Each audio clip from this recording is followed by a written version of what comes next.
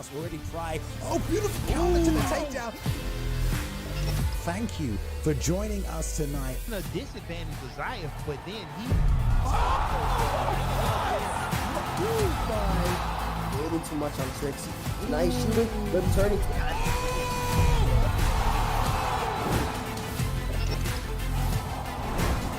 Watching on Twitch, watching on YouTube, watching from around the world tonight. I know the UFC isn't on right now, but guess what? The virtual octagon is here. Ladies and gentlemen, welcome back to the ESFL Network for Primetime 11. This card is absolutely stacked from top to bottom, headlined by Chinsworth versus FSK Comp. One thing to keep in mind about these Sunday events is there are 2 ESFL roster spots on the line. Joining me in the broadcast booth is Boiler. Boiler, how are we doing today? Bane doing great. It's Halloween. We've had crazy action in the UFC card at Abu Dhabi yesterday. We got a World Series, we got football, we got all types of stuff. But you know what we didn't have yet, and that is virtual violence on the ESFL Network this weekend. But I guess we're going to change that right now. Oh, we're going to keep it spooky. We're going to keep it fresh. Starting things off, Swish Biddy versus Gold. Good one to kick off the card. I've had a lot of experience with Swish Biddy. All-around fighter, effective distance management. So that first fight's great, but breaking into the other ones on the card, Boiler, I'll let you take it away. Yeah, so we're looking at mostly Xbox on this card all around, and perhaps all Xbox, actually, from what I see, maybe just changed up. But not only do we have FSK Comp versus Chinsworth in the main event, I'm looking at Leppo and Jake Paul as a real interesting matchup in the co-main. Leppo's been part of the ESFL in the past. 2-2 in prime time recently, though. He's trying to kind of get back into that comp role if possible. Jake Paul, I call it one of his last fights. He's 1-0 right now in this season. Prime time, ranked number 12. Looking forward to this clash of styles. And one thing I've really noticed is just the variety and the amount of different camps on this card, Bane. It runs all throughout. So they have a very healthy camp war situation in prime time. We got the MFers, Killer in Action, Kingsman, Fighters Alliance, Body Snatchers Degree. That's got to be one of my favorite. All of these different camps represented today. So it's going to be a lot of fun. Oh, it's definitely a global league, a melting pot, as some would say. Have to agree with you. You know, it's always good to see. The camp is what makes the culture, in my opinion. The competitive scene is not the same without all of these individuals coming together and uniting under different banners. I mean, EK, I think they're absent from today's card, but talk about a camp that really puts professionalism to the next level. Oh, man, EK is just kind of the brand standard of how to operate a camp. Obviously, Boss Man, one of the owners of ESFL, is at the head of that, but there's so many top-notch members, not just fighters, but, you know, community members. It's a lot bigger than just your wins and losses. So like you said, if you got to look up to a camp that you want to kind of aspire to, I would say EK is right up there, but also, you know, there's a few others, though, for sure, whether it's Dark and, you know, there's several others, but you know, these guys are trying to be up and coming. A few of these, you know, like the MFers and FSK, they've seen some of that top-notch action, some of that top-notch competition, but they really want to start making a real name for themselves. So they're kind of spoken in the same breath as EK or Dark. And that's a long road to get there, but that's what they're looking for. In terms of making a name for yourself and starting things off, it's about time we get into the first fight of the evening. Once again, Swish Biddy versus Goals. We'll say it seems like these guys are unaffiliated with the camp. Unsure if they do have any connections or ties, but we'll say Swish Biddy, effective anywhere the fight goes, with the hands very crisp on the mat. He knows the transitions. He pre-denies all of the time. Goal, more of a grappler, right? Constant takedowns, chains them together. He's looking to make this a dogfight. St. Pierre versus Burns. First spoiler. This will be an interesting matchup. Obviously, they've fought each other 1-0. All right, so not that much experience, but they've seen each other before. GSP versus Burns. That's a tough matchup. If I'm Burns, I'm going to be trying to keep it to my feet, I suppose. But, man, going against GSP, so well-rounded all around. So we'll see what Goals can do with this GSP pick. They're coming out swinging right away, Bane.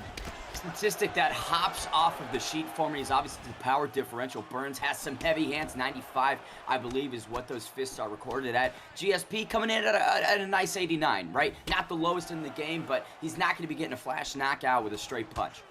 Exactly. You want to use your fist to try to get takedowns like he did, but great stuff there. And goes for the counter takedown. Nice, man. Good denial. Almost punched a one-way ticket to Suplex City. Great defense from GSP. You can see Goals in the red, Swish Biddy in the yellow. Distance management by Goals seems to be okay, but big combination by Burns just lands. That was a nice combo. It's mixing it up nicely. Look at that toss, though. Oh, gets up just in time. Picture perfect work from Swish Biddy, keeping it standing like you suggested, but eats a big right hand from GSP in that phone booth. Yeah, he almost ducked into an uppercut there, too, so he's got to be careful. He's on his back foot, but he is doing some work out there. Nice shot. That's what he needed, Bane. Again, we talk about the power of Durinho. That Brazilian packs a punch. 3 minutes remain in this first round. Early knockdown for Burns. Have to think, right, when you're talking about scorecards, you're talking about judging. That has to give Goals something to be concerned about. Oh, for sure. The damage is the biggest part. Another big shot. That did a lot of damage. We can't see exactly how much damage Goals is taking, but he's taking way more. We know that. Finally gets a takedown, though.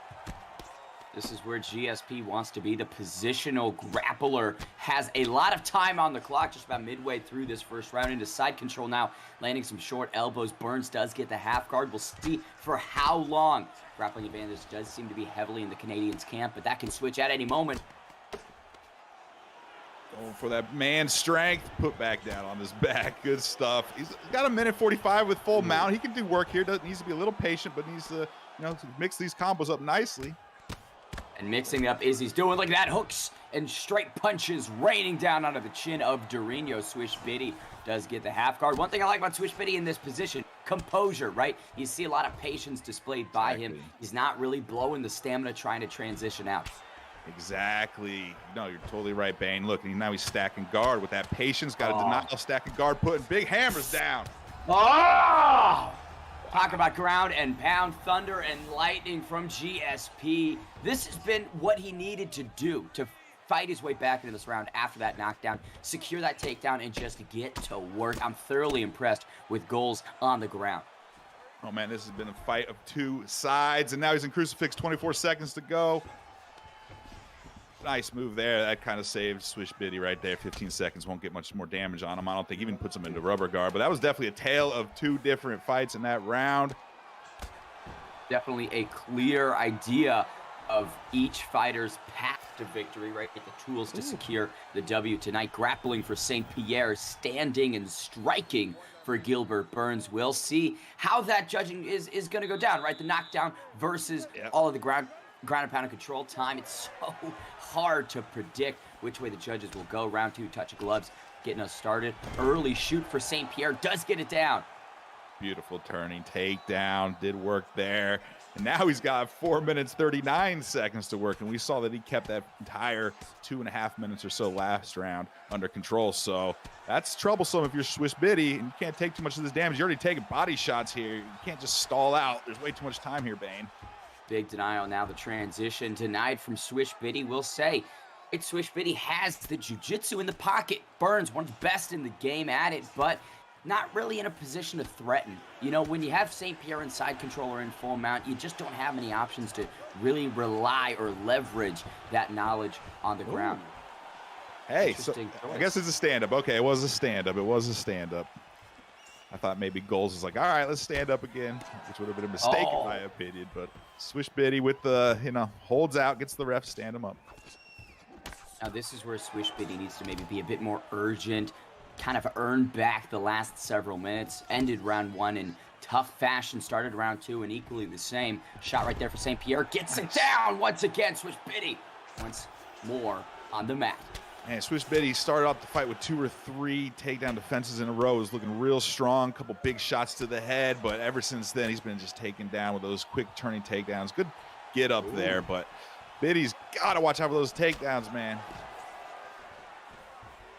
Once again, you can see chaining it together. This is what we knew about Goals. He came into this fight with a game plan, a strategy of relying consistently on the wrestling, and that's what's clearly working the best for him here. Absolutely, and I've made this analogy in my stream before. Sometimes those turning takedowns are like trying to hit a pitch. It is World Series right now. You have the fastball, that quick turning takedown. You have a curveball. You have a slider, kind of a little bit of a later takedown. Sometimes an ankle pick. What he's doing is getting his timing off. It all comes down to that. He's turning here, turning there, sometimes a little bit of a delay. Swish Biddy is all mixed up right now. He's just swinging at air, and he's getting taken down left and right. That is the third or fourth time, I believe, that he's gone for that side control position on the right leg of St. Pierre. Easy denial for Goals, and now Goals just absolutely hammering the body. These shots don't look like they're making an impact, Boiler, but man, they are really hurting Dorino.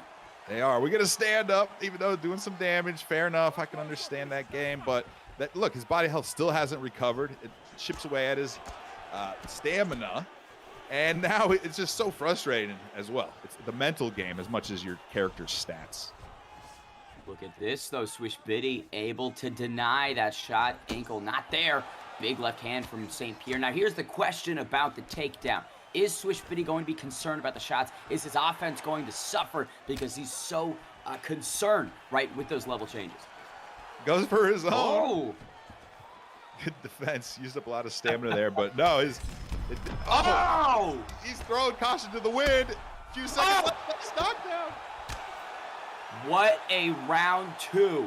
Talk about complete dominance, right, for so many parts of those 5 minutes by GSP, but on the feet, Swish Biddy makes those moments happen.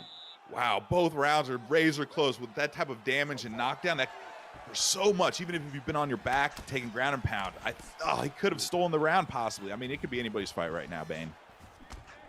Swish Biddy now sticking to those straight shots. That's what's sort of been giving him the most success in this fight, but GSP stepping into the phone booth and landing hooks at will. Yeah, he did. He was just chucking them. Good stuff. Drags him down. Gets out, though. Swish Biddy's got no stamina at all. Still stuffs it. No, he doesn't. Good effort right there to deny, but he goes for a ride. 4 minutes with which to work for St. Pierre, and you have to think, right, a lot of urgency in GSP's corner. That shin health, I don't know how much he's recovered. He's probably got to make the most of this to get that bell unrung, Boiler. Oh, man, going into a submission, too, here. See, the stamina of St. Pierre might be lacking, but that escape bar is healthily in front of the submission. Maybe just trying to get some control time. Unsure what Swish Biddy's strategy is. Going to be losing the position here shortly. Yeah, I've seen people come back from this much, though. It's not over. The attacker usually gains more at the end. Yeah, escapes. I think he's going to get out, though. It was pretty close. Definitely take up a lot of time. Score a little bit of points there with the judges for sure. I thought he tapped almost. Oh, my gosh. That was close. GSP in this somewhat advanced side control position. Getting a couple elbows in. Dorino trying to roll over. Not there. 2:30 left in this fight. And you have to think, right, for Swish Biddy, being on your back so much of this 15-minute affair, you'd want to try to spring back up and maybe get some more offense going, Boyle. Yeah, you got to get back on your feet at this point. You got to assume, all right, I'm definitely losing at this time. It could have been a coin flip going into this round, but no. You just got that rubber guard. See if you can use it to escape or even just get on top. That's that Brazilian Jiu-Jitsu. Swish Biddy now landing some effective ground and pound. You can see the chin of GSP getting touched up. Goals did not like that. Stamina blown after the denial. Once again, looking for a submission potentially. Triangle choke, Boiler. Ooh, Goals has got to have butterflies right now. He's got to be a little scared, a little freaking out. He's behind on the mini game too, Dane. Oh, he might be done, closer. Man. Can Swish Biddy secure the submission? Seems to be what's most likely going to happen. Oh, GSP got caught. Right? When we talk about finishes, Swish Biddy getting the tap. GSP tried to transition, got denied, stamina gone. Submission there for Swish Biddy. Beautiful win and somewhat of a comeback. It felt like he was out of this fight for the majority of it, but he'd find his moments and capitalize on him, maximize it. That's absolutely just that. Congrats, Swish Biddy. Beautiful job. Wow, man, that is perseverance. He started out hot, did well, but was getting dominated for a good round and a half, 2 rounds there overall. But guess what? He didn't give up. He kept scrambling. Like you said, it looked like it was, things were not going his way. He needed to get back on the feet and get a knockout. We were both saying that. Guess what? He's like, you know what? I'll go for a submission anyway. Pulls it out, man. And that's what we like to see out of players in the affiliate leagues looking to Yeah. punch their ticket into the ESFL is game plan changes. Inside the fight, if your first strategy is not working, being able to improvise and adapt. We spoke about the jiu-jitsu that Dorino has, leveraging it in the way that he did later in this fight to get that win. I mean, statement made to me at least. Swish Biddy, great job. Talking about great jobs, though. Number 15 Voltage. No, he's 1-0 in this league. I think that's a great job, but he's got rah-rah Rasputin. I'll let you break this one down, Boiler. Rah-rah Rasputin. Let's start with Mr. Rasputin. Effective grappling style, resilient, nonstop, just keeps coming at you. He kind of had a little bit of a losing streak against some tough competition, but he's put together. He's kind of on a rebound world tour. Got a little bit of win streak, looking to make himself known. He actually is a lone wolf now. He disbanded and left the TFA camp, and Rasputin now is solo lone wolf. Voltage at 1-0, as he said, effective striker. So another striker versus grappler here. Again, he's been fighting this top competition and been going up the rankings, cracked the top 15, looking to get another win and maybe get towards top 10. We'll see if that holds up. Can Voltage hang on to the ranking and the undefeated record, or will Rasputin be able to punch his way in? Jose, King of Rio, Aldo taking on New England cartel member Rob Font. Herb Dean, third man, getting us started. Action-packed first 30 seconds, though, Boiler. This is a fun matchup. Font and Aldo, haven't seen this too much on the competitive end. Ooh, both these guys can really bang. So this is going to be a lot of violence here, Bane. I mean, the power that these guys pack, you wouldn't look at it, right? 93, 92 on both sides, Aldo, Font, respectively. But when they land, there is so much significance, especially those straight shots of Rob Font. Crisp boxing, as what you'd anticipate from him. Oh, man, it is sweet. When they added that and gave him that type of power, I went to Font immediately at the weight class to try to combat like the Peter Jans and even the Aldos, just because that boxing is so smooth, that reach is so nice. And, the low power, at some point, it's like, it doesn't actually matter that much, because if you can land those slick shots and the defense and stamina are low, I mean, 92, 93 power is enough. Good shots right there. One thing to mention, not that he's utilized it up until this point, but you have to be wary if you're Rasputin throwing leg kicks. Aldo's got those steel checks. If you throw one at the wrong time, that could be the end of your shins, Boiler. Absolutely. Great takedown defense there, too, there. Aldo, of course, top-notch takedown defense. Blocks the uppercuts right there. Not a ton of head movement necessarily, but hiding behind the guard. That leg kick made some impact right there. Now, Font compromised. Oh, man, he's got to switch legs. He should have switched stance much earlier than that, to be honest. But he is really compromised with that left leg now, Bane. On switch stance sits at an 85, so definitely going to be feeling some lesser power, maybe lesser movement in that southpaw position. For sure. Everyone, well, not everyone, but most everyone in the community was stoked when they added more damage to leg kicks, because it makes strategies, especially with someone like Jose Aldo, viable now to start those early leg kicks. Look, he's already making them switch stance. Not only the switch stance stat being low, but some people just can't fight southpaw. Some people can, some people can't. So forcing your opponent to switch stance like this with that damage is just invaluable. Aldo momentarily knocks down Rasputin. It seems, big left hand connects on the inside.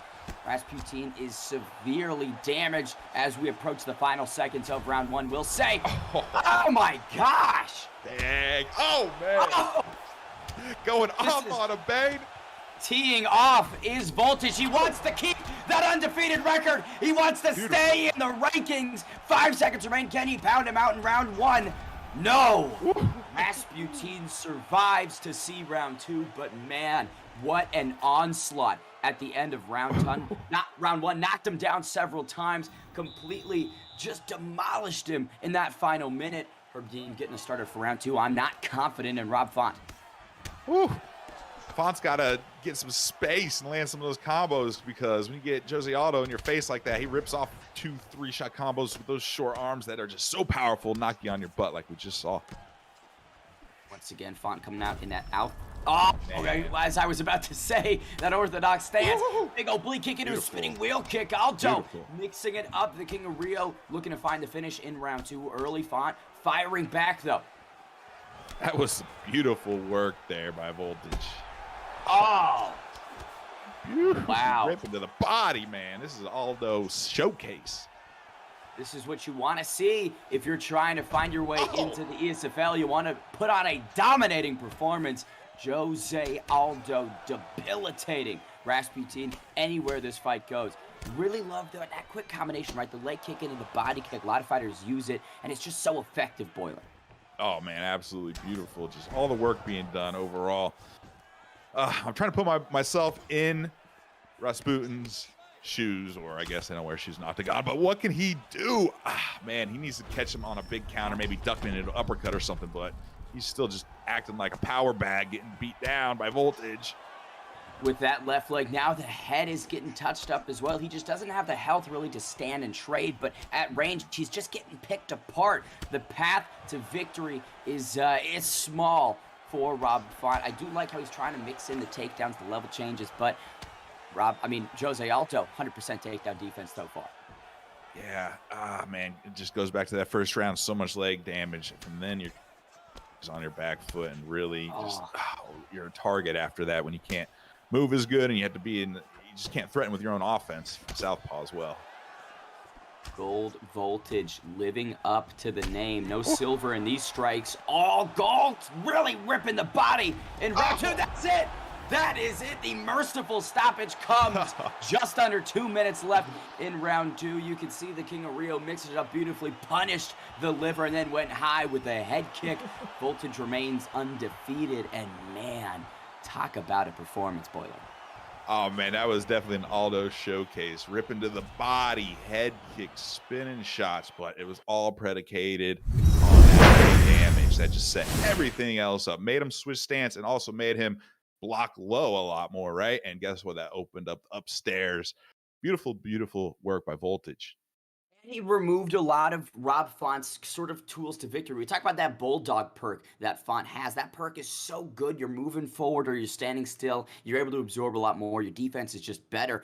He was on the back foot the majority of that fight. Aldo the aggressor, Aldo the one that was leading the dance, as some would say. I mean, a complete domination from bell to bell from Jose Aldo. Gold Voltage, man.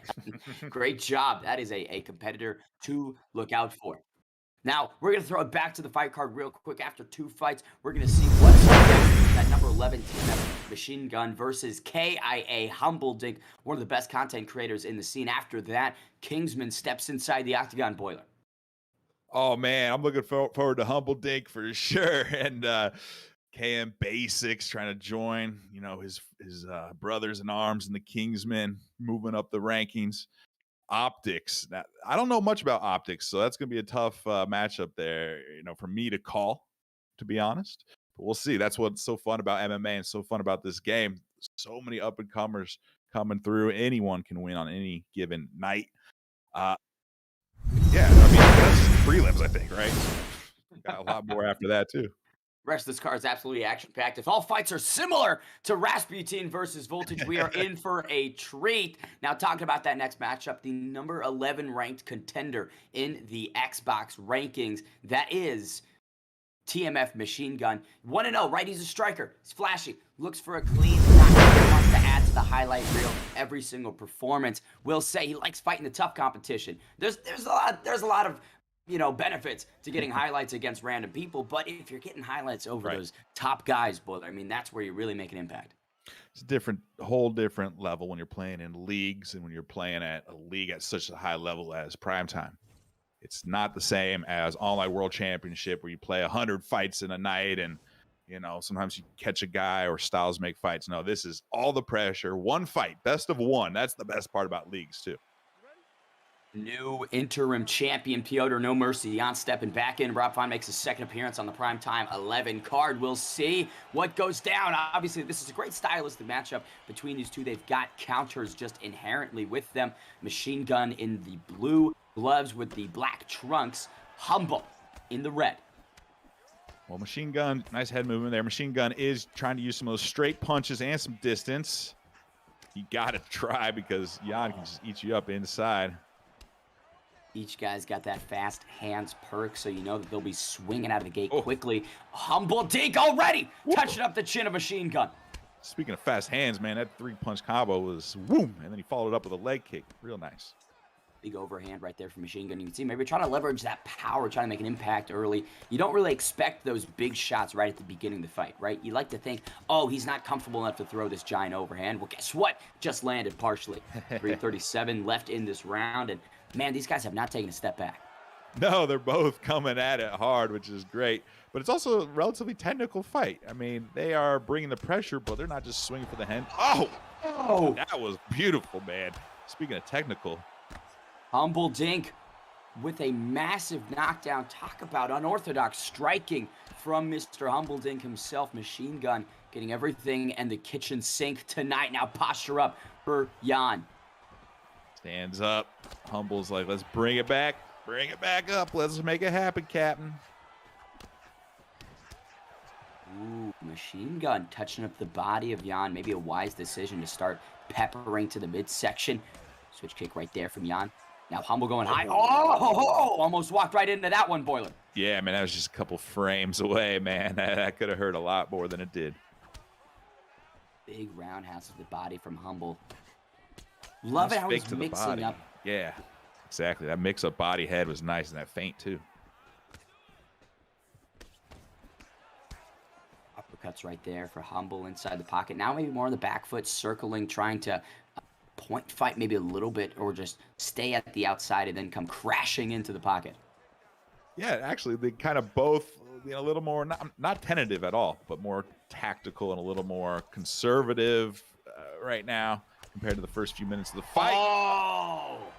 All it takes is one big shot from Jan, though.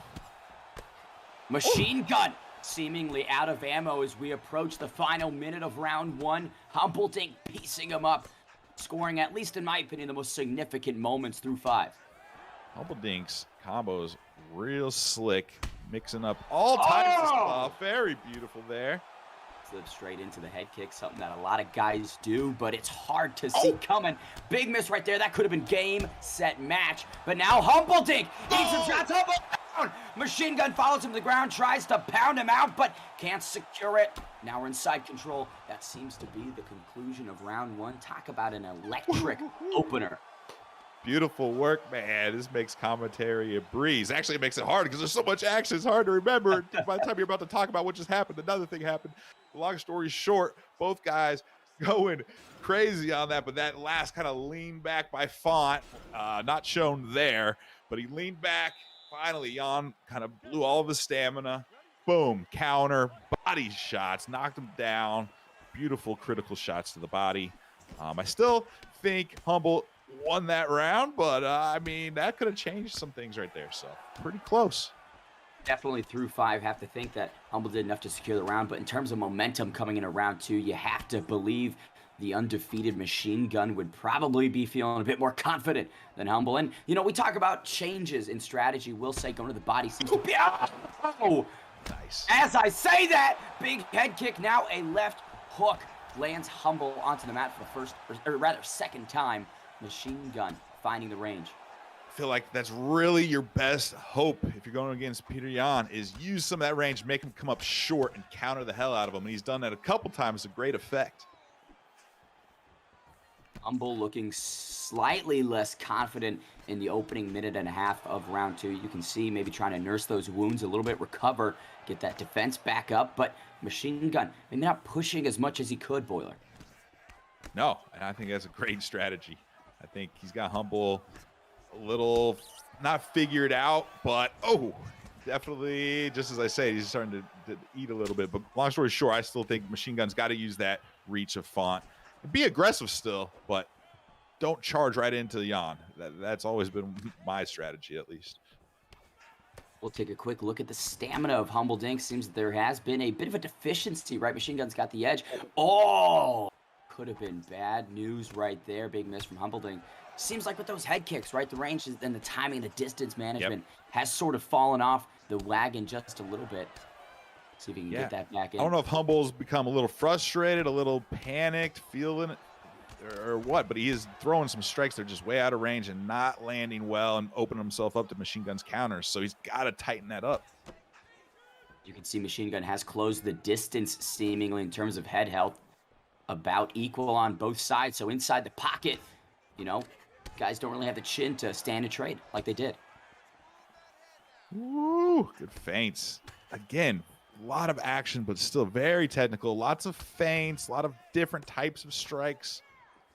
Fun match. Humble doing a good job of predicting where Machine Gun's going to throw, like the defense downstairs and upstairs. Didn't predict that one. Big head kick, partially lands. Yeah, kind of off the top of the shoulder, I suppose, there. Oh! That was right to the jaw. Humble Dink with a patented 1-2 head kick combination. Machine Gun, though, still feels like the more confident guy in this second round. He does. He does. Humble's tightened it up a little bit more, though. Lunging strikes right there from Machine Gun, mixing up the game plan. Now lunging strikes from Humble. Oh, man, just firing away. We'll say big concern, though, is the gas tank of Mr. Humbledink as we approach the third and final round at 135. It seems that the volume striking worked out early for him, but now it's kind of biting him in the rear end, Boiler. Yeah, it is starting to catch up to him, his volume. He threw out more than 100 strikes in that last one. Even though he's 50% accuracy, that's a lot of strikes. But remember, he took those big body shots that knocked him down. That also saps some of that stamina. And digging to the body right there, Machine Gun as well. So he's not giving up on that body work. Beautiful combination by Machine Gun to open things up. That blue corner has to feel pretty good. Oh! Ooh. What an uppercut interception. Machine Gun finds himself on the canvas once again. You got the power of Piotr Yanet truly carries through the entire fight. Oh, for sure. Even if the stamina bar looks kind of low, he still hits you like a ton of bricks. Machine Gun, unfortunately, overextended himself with that lead overhand and just wide open. Boom. At least he got back up, but that sapped a lot of momentum, brought things a lot more close in terms of stamina and health. Oh, massive combination, ripping upstairs. Humble Dink knocks Machine Gun down once again. Quick switch kick to the body, mixing it up beautifully. Humble trying to maybe earn some respect back, really putting all of himself into these combinations, gets clipped. Nice. That uppercut. I think it was a lead uppercut when he was ducking for that body shot. That's where Font can make a difference. Just long enough to sneak that in without being hit. Oh. The cross connects on the chin of Humble. Now he's stumbling. Mr. Humble Dink. Stars are in his eyes. Can he recover? And his block health isn't, that high either. So Humble's definitely hurting here, but he ain't going to start stepping back. I know that. Humble is a competitor. Ooh. Favorite fighter's favorite fighter. Humble Dink knocks him down once again. Always throws that sort of switch kick to the body right after he knocks him down. If I'm Machine Gun, I see that one coming. Humble goes high again, does not land. Nice work there. They're both on a razor's edge. I feel like either of them can knock each other out any instant. Oh, my God. Oh. As you say that, Boiler, Mr. Humble Dink, the spinning back fist from No Mercy, silences the Machine Gun. Talk about a way to insert yourself back into the rankings and crashing through the undefeated record of TMF Machine Gun. Very nice, man. He just set that up beautifully. They both say respect to each other. That's got to be right up there, a knockout, potentially knockout of the night. I mean, it had the great call and everything. Great fight. So much fun by both dudes. Humble really stuck in there and pulled it out at the very end. That big spin and back fist, dude. That was nice. That was fun. I mean, look, you have to respect Machine Gun. That was a tough first round for him. He got knocked down twice in it, right? That jumping switch kick and then the flurry at the end, but rallied so well through rounds 2 and the early parts of round 3. I mean, Humble had everything he could handle, as that fight progressed. And we saw him get discouraged. We saw him maybe start to doubt himself, but that's what you love about Humble Dink. It's a guy who always will persevere, the durability on display from both gentlemen tonight. But Humble Dink, the killers in action, getting their hand raised for the first time this evening. Now, Boiler, next up, we've got the Kingsman. I'm excited to see what KM Basics does versus Optics. For sure. KM Basics running through him real quick. Likes to play off the back foot. And likes to play off the back foot myself. Let's see if he sticks to that. Sometimes when the bright lights are on, get a little too aggressive. But hey, he says he wants to play off the back foot, aim and fire, and a different style of striking. So KM Basics, let's hold him to that. Hold him to the Kingsman pledge. his opponent Optics. Pressure-based, aggressive, nonstop, should play right into that style. One on the back foot, one on the front foot. And recently entered the scene, looked to make himself known.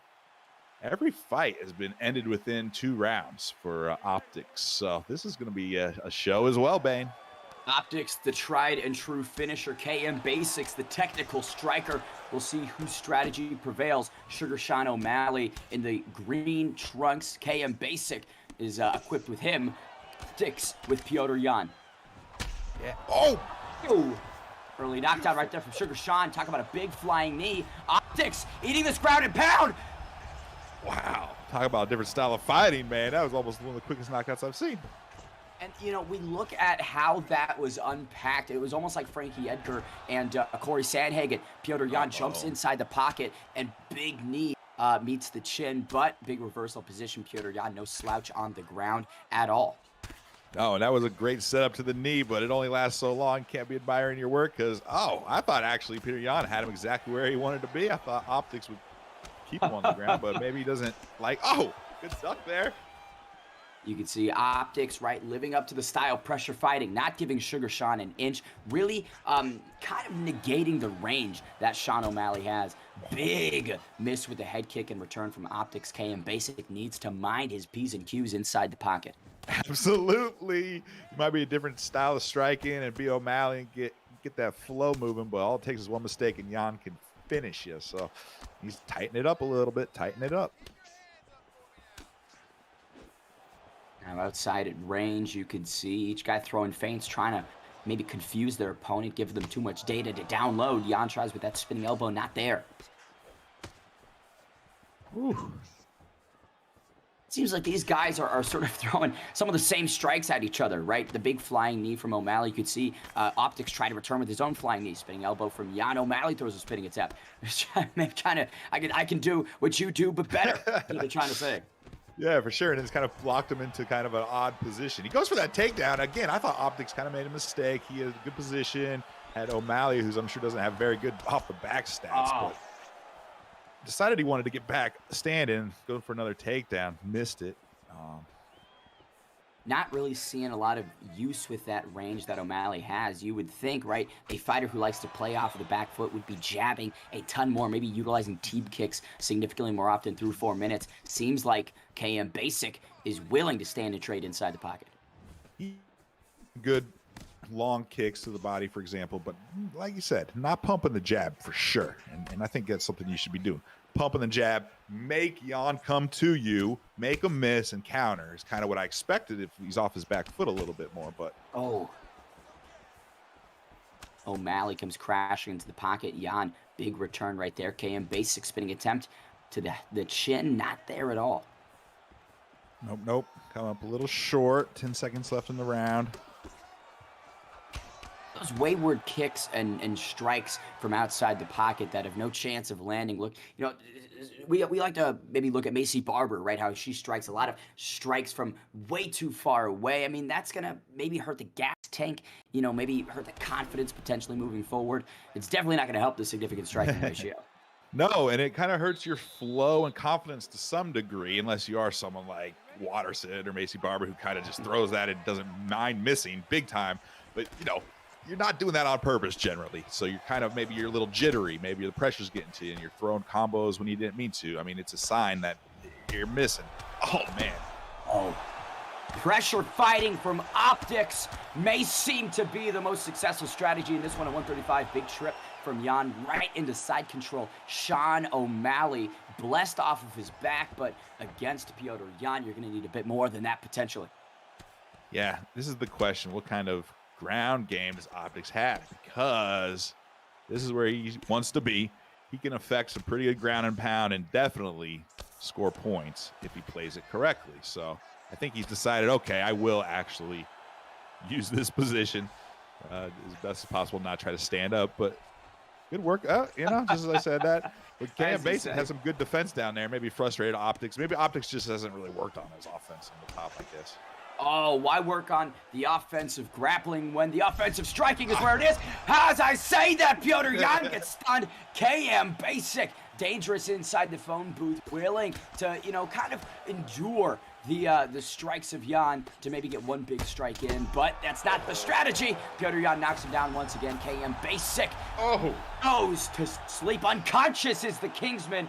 Sticks with a masterful performance. He really put it all together, in my opinion. We talked about how there was a stylistic clash at the beginning of this. Playing off the back foot, point fighting, aiming and fire, countering for KM Basic, pressure fighting and aggression from Optics. Obviously, tonight.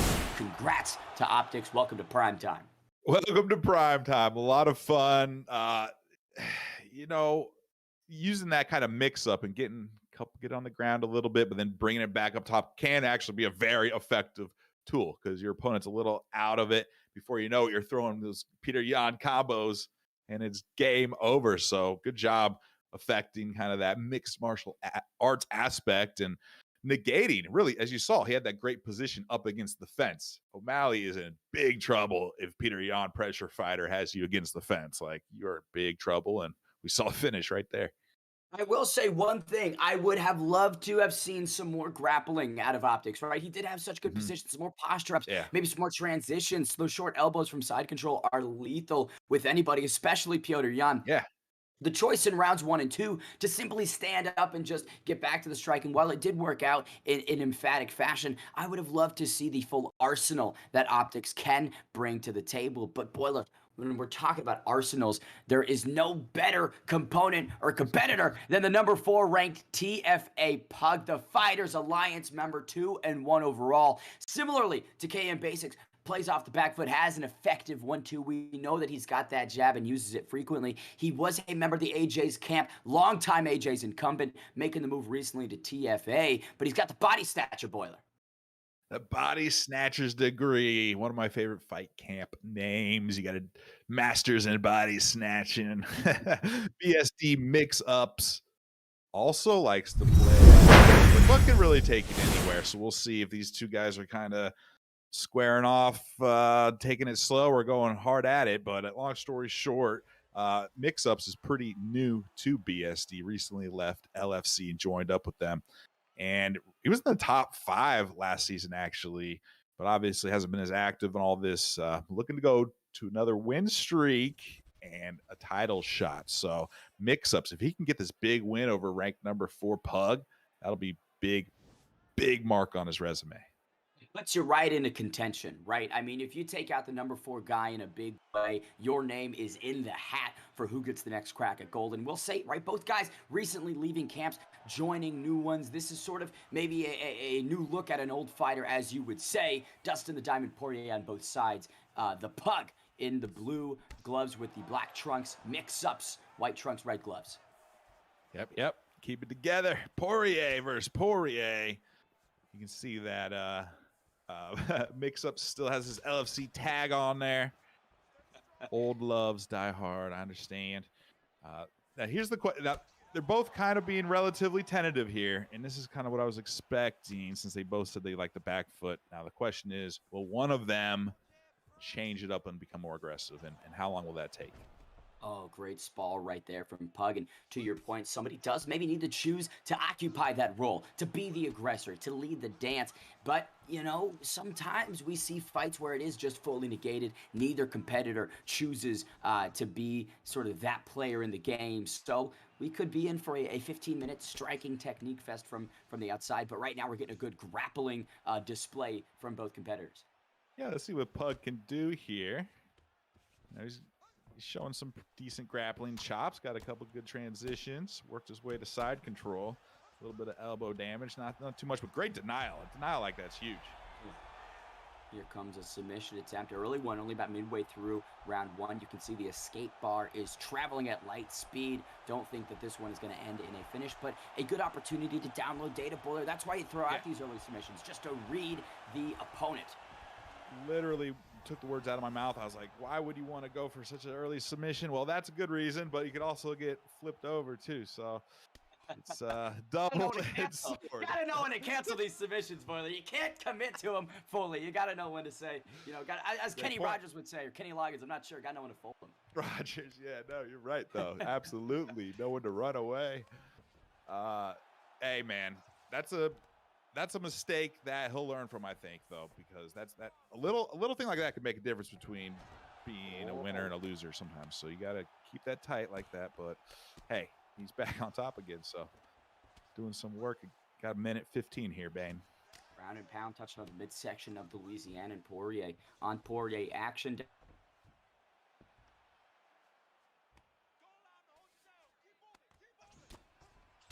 So, all right, let's see here. We got about 45 seconds left. Just getting some ground and pound here. I think Bane may be reconnecting right now.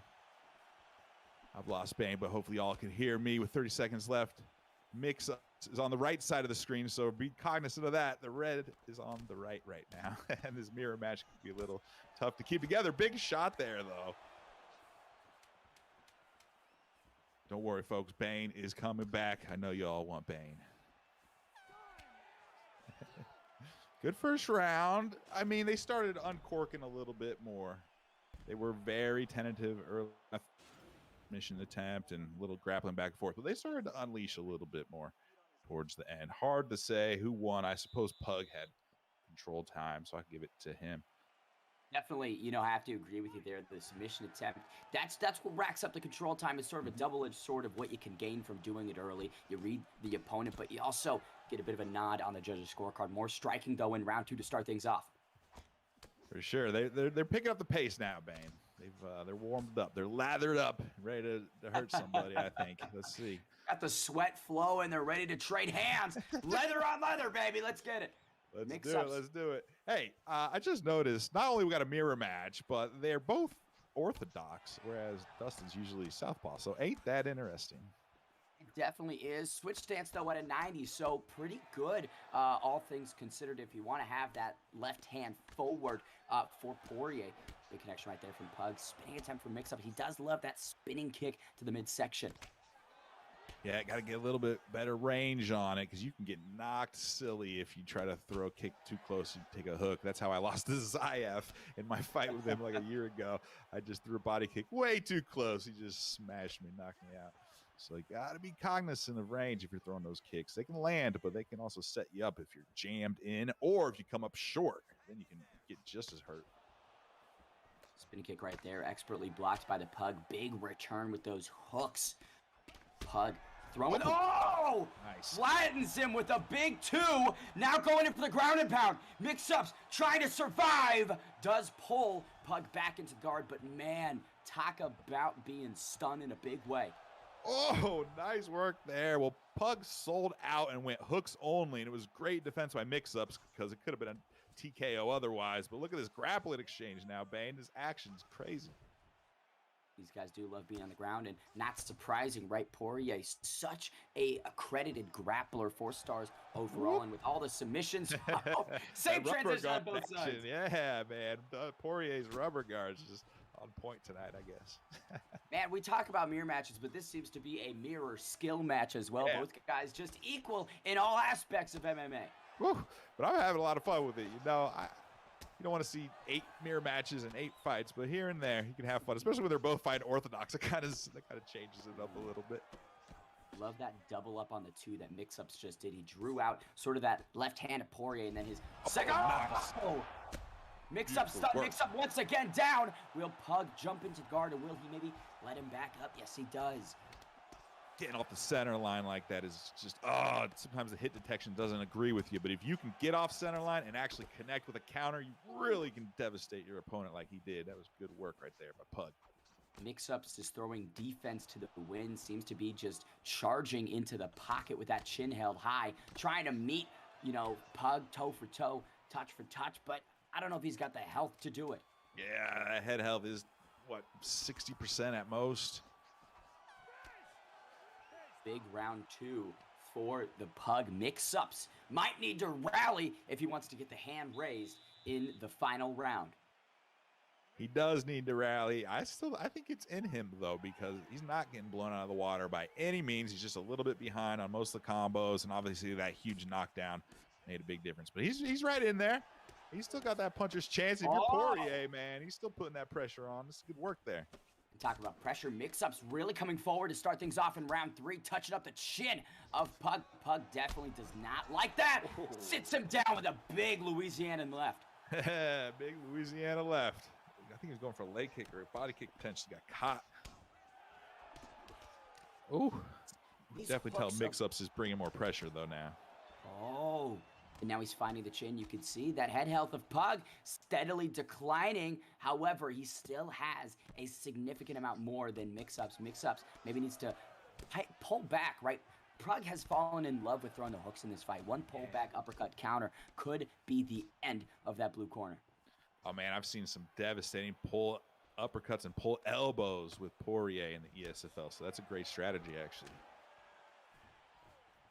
3:15 on the clock. Massive head kick inside, right? That's not really the range I'd throw that strike, but hey, he made the most of it.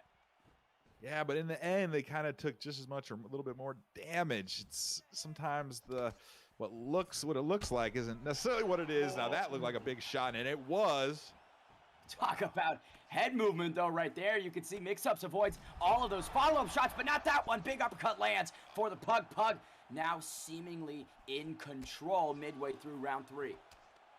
Pug definitely is. The question is Pug going to push for the finish, knowing an ESFL spot's potentially on the line, or be a little more conservative, but less likely to get caught? Hopefully he goes for the win and goes for the knockout. That's what we want to see. And I think that's what he's seeing right here. He's still coming hard. Oh! Massive hooks right there once again. Crumble Mixups. Mixups, though, pops up from the bottom. 1 minute 40 remains, and Mixups is not going anywhere. As I say that, though, knocks down potentially for the last time. Pug finds the finish in round 3, the TKO. Late in the fight, talk about a beautiful finish, and you put a cherry on what was a great performance. Very fun performance all around. You know, hey, what did I say? Just because it's a mirror match doesn't mean it's not going to be an awesome fight. That was an awesome fight. We've had like so many bangers tonight, so many comeback stories. Add that one to the list as another top-notch fight. Pug doing work, showing why he's ranked number 4. And Mixups, man, you know, a couple things he might want to go back, check, you know, train with and fix a couple small items for sure. But I felt like he was pretty competitive the whole time. It's just that little difference can really add up, and you know, game of inches, just like football, right? It's just if you land 3 in the pocket, but the other guy lands 4, that'll really add up over time, and that's what I saw, as well as a couple big, you know, power shots that really changed the tune. So it seems like a close fight, but in the end, just big ass knockout, man. Good stuff. Well, it did appear to be a couple more tools in the belt of Pug, right? You talk about cookies in his basket. He just had more to eat. And when he sat down on his strikes, it seemed, like you mentioned, there was just more significance coming from Pug. Whenever Mixups would really try to throw in a power punch, it would either get partially blocked, it would miss. I think the dedication to that spinning back kick to the midsection cost him when you consider how his opponent had a hook-heavy strategy. You're placing yourself backwards in the pocket as your opponent is winging those shots that make the most impact. And I don't know, it definitely needs to go back to the drawing board, but a fun fight through 12 minutes. But talk about fun fights, Boiler. We've got nothing but fun left ahead of us. Co-main event is up next. Number 12, Jake Paul, undefeated, 1-0, taking on the number 9 LFC Leppo, 2-2. Right, talking about Jake Paul. If you're gonna call yourself Jake Paul, I guess you got to have effective boxing, good distance management, be a great striker inside the pocket, and that's what we see in most of his recent wins. We'll say he's pretty defensively sound as well. Not really there to get hit. He pops in, floats like a butterfly, stings like a bee. LFC Leppo deep he needs to. He's been in the deep waters and has been able to find victories in it. Most recent win was against EK Issues. We talked about the Elite Kings earlier. We know how good those guys are. So getting a W against one of them, I mean, that tells me all I need to know. We'll say is a former ESFL competitor, currently in the La Familia cartel. Ooh, man, don't mess with him. He's in the La Familia cartel, man. I ain't playing around with him. I think I might be betting on him now. This will be fun, man. Jake Paul, let's see if he can live up to his namesake. Jake Paul selecting McGregor. Eats a big shot early for Poirier. Oh, man. Supposed to put Jake Paul in his place. Like, all right, you've come too far, kid. Oh, big shot, though. Jake Paul not dissuaded. got to be wary of that McGregor power early in the fights. I mean, that guy is a dangerous man at the beginning of round 1. I don't care who you are. You don't want to be traded with McGregor in the pocket, even if you're McGregor. I mean, wow. I know a lot of folks like to use that power and live and die by the sword, but jeez, I don't care if you're poor. I was literally about to say a takedown would be perfect for Poirier right here. You don't want to trade, and look what he did. Good work. Good old Mystic Boiler. Now sprawl position right here for Jake Paul. We've talked about the striking. Now it's time that we see the grappling. 3 minutes and 20 seconds on the clock. Poirier transitions its backside position, drags him back down. Good denial right there. It's not a super easy denial to hit, so great work there. Off of reaction, you probably, I mean, most people don't pre-deny that. So good work. Grinding it out. Like you said, just surviving that first round and throwing McGregor off, but also because of those perks, those early round perks. I mean, all around, stifling McGregor in any way you can in the first round is a great strategy, and it's working out in spades here for Leppo. This grappling approach right here not only does it negate, of course, the striking completely on the ground, but 90 cardio for McGregor. You're really testing the gas tank and trying to wear him out. I mean, that's only going to help you as this fight goes longer. Doesn't. Oh, look at that great denial. It was kind of telegraphed. He's going to left or the right and then to the left. Seen that over and over.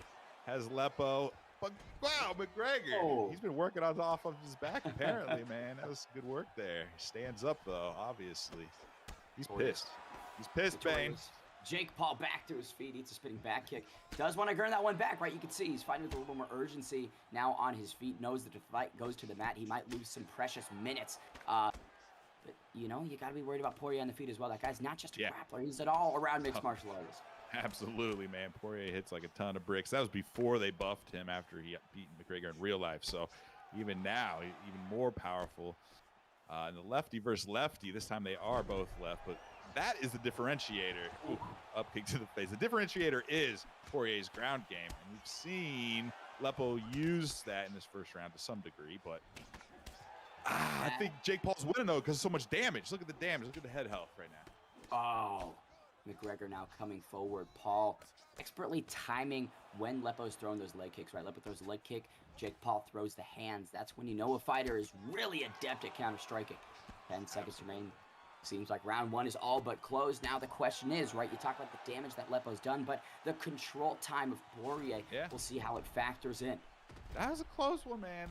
I can't score. I'm like a real judge. I can't score a fight. So therefore, I won't even say who won that, but both guys had their moments and both guys rebounded from, you know, kind of bad moments. McGregor being on his back was able to, you know, reverse that on some of that ground and pound, get up. And Poirier took a couple big shots early. So I think pretty even, to be honest. Gloves to get us started for round 2. Will say I do recall McGregor getting stunned in the early moments of the fight. I think he did return the favor. So each guy has tested and cracked the chin. Oh, once again though, Poirier taking it to Jake Paul. Yeah, man. Oh, returning fires, Mr. Paul. Ow, man. Leppo, man, on the razor's edge of getting knocked down right there. Every time these guys stun each other, it's quite literally right after, you know. The back and forth is like, you got me, I got you. All right, now we're even. Now let's keep going. Great get up right there from Jake Paul. Now this is a phenomenal opportunity to prove he's not just a good boxer, but he is an all-around grappler as well. For sure. Even if it's only defensive, that's good enough. If you can be a top-notch striker and top-notch defensive grappling. He's getting caught now, though. Oh, man. Big shots there. This is an intriguing matchup, man. Each guy's sitting on most of their punches. They are not throwing, you know, with just the salt. They're really putting the pepper on it, Boiler. Stunned is Jake Paul. Here comes Poirier. Big shot. I got a sriracha sauce on that one. Oh, ground and pound right here from Leppo. Can Jake Paul hang on? No! That is it. Leppo. Good stuff, Bane. Wow, man. I'm almost speechless just because that just ended so quick. Just he had that killer instinct. He put him on his back. He's like, you know, I'm going to finish this. You're not getting up. You're not getting up, McGregor. LFC. Leppo holds on to his ranking inside the top 10, now moves to 3-2. And right, that finish, you think a lot of people, when they jump in for that ground and pound, they may gas out. But he did have that full stamina recharge right before he jumped into the guard. That did it. And man, you got to feel for Jake Paul now losing the undefeated record. He looked pretty good. He had his moments, but you know, when you talk about capitalizing, Leppo just capitalize better. There you go. Maybe that's the experience. He's been in there with some of the best, obviously with ESFL for some point, and it's that perseverance. And hey, if you get rocked a little bit, rock them back, right? We were talking about how they were exchanging that. Well, you can exchange back and forth, but eventually you got to be the one that hurts them worse and gets that finish. You can't be trading back and forth. And Leppo made that happen. Now, before we get into tonight's main event, we do want to preview a massive upcoming card. Ladies and gentlemen, it's ESFL 1. PlayStation is on the line. Easy, of course, taking that off of Zayev. Now looking to defend against Samurai Robin in the main event. In the co-main event, you've got the former PS champion Zayev taking on Heavy Hands Boiler. Break down the rest of the card. Let me know how you're feeling. Yeah, man, the co-man and the man are just out of control. Samurai Robin's been on such a streak, and so many people say he's deserving of this shot against Izzy. And Izzy, obviously, with that big-time win over Zayev, dethroning him, hey, we just had to put that matchup together. And in the co-main, I'm trying to pull up the card. I had it here to collapse. Sorry, you might have to pull me through this, Bane. Zayev versus Heavy Hands in the co-main. Zayev and Heavy Hands. Okay, so with Heavy Hands, he messaged me. He's like, Boiler, I'm ready for Zayev. I'm like, come on, man. I think we're going to have to have another fight. He said, no. We're going to have to make it happen. I went back, talked with the guys, talked to the matchmakers. We said, you know what? Heavy Hands doesn't have as much experience, but his fights, his finishes have been so dominant that, hey, you want Zayev? You got Zayev. Let's make it happen. Earning the shot against the former PS champion again, the young prodigy, Romero's own Zayev. This is a massive opportunity for him. If he beats Zayev, right? If he can be another person to get one over, I mean, that is a huge statement. And talking about some other fights on this card, Ed Parker versus EK Dino. That's a striker's delight through and through. Swiss Liebacks versus Bang Bang on that main card as well. And Spill Actions versus Daniel Freeman. Dan Freeman unsuccessful in his first ESFL main event. Now back on the main card. The cat dedicated. We'll see if he can hop back into the win column. And, you know, there's a few other fights, right? KIA Notorious Killers in action. He's got BMF Stoyan making another appearance. LW High Roller deep on the prelims. This is a card that you do not want to miss. Saturday, November 6th, live on Twitch and YouTube. Be there. Be square, Boiler. It's so much fun putting this one together. And, you know, we reached out to Z Hunter, Zayna White, head of ESFL. I sent him this. Is like, here's a card. What do you think? He's like, absolutely stacked. And he doesn't just say things like that. So next Saturday we'll make up for taking yesterday off.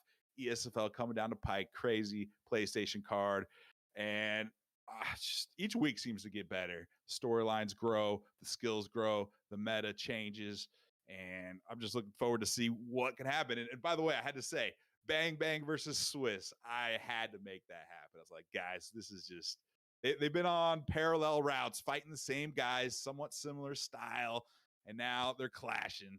Two of the biggest pressure fighters, notorious strikers in the entire community next week. So that'll be fun too. Titans collide, Boiler. It's about time that we see some, someone's got to get finished in that one. If I have to put money on one fight ending at a stoppage, it would be that one. But talking about Titans, the main event of PrimeTime 11, the number 14 ranked undefeated TMF Chinsworth versus the Flow State Kings incumbent Comp. This is going to be a great one. Talk about flashy striking for Chinsworth versus the simple basic fundamentals of Comp. Boiler, what do you make of these two competitors? Ooh, top here, FSK Flow State Kings. Well, guess what? He's been training with Tadpole, ESFL competitor, and top-notch PrimeTime as well. And so when you're part of that team, when you're part of FSK, you're getting work in, and that's what Comp is looking for. That's pretty much all he put in his scout report. He's like, look, simple and basic. FSK, we've been putting in work. I'm looking for a KO. That's it. I don't need to talk anymore. Let's make it happen. Chinsworth, on the other hand, You know, he's a little flashier for sure. Wants to get his ESFL comp roll back. I believe whoever wins this gets their comp roll. We're going to have also another person joining the ESFL ranks voted on by the scouts today of the last 6 fights. And man, that's going to be hard because there's so many awesome fights so far. But the winner of this fight, Chinsworth and Comp, coming on to the ESFL. So let's see if Chinsworth can bring it back. FSK Comp in the blue trunks. You've got Chinsworth in the white trunks now eating some damage. The Underground King, Eddie Alvarez, not someone we see, meets the canvas. Chinsworth gets chinned early, potentially. Man, that was very close to finishing, to be honest. Not how you want to start at all. Primetime main event not beginning the way that Chinsworth wants, right? We know that he's got a really good defensive game, but when you look at the statistics, Boiler, it is all Dustin the Diamond Poirier. Underground King just does not have advantages in UFC 4.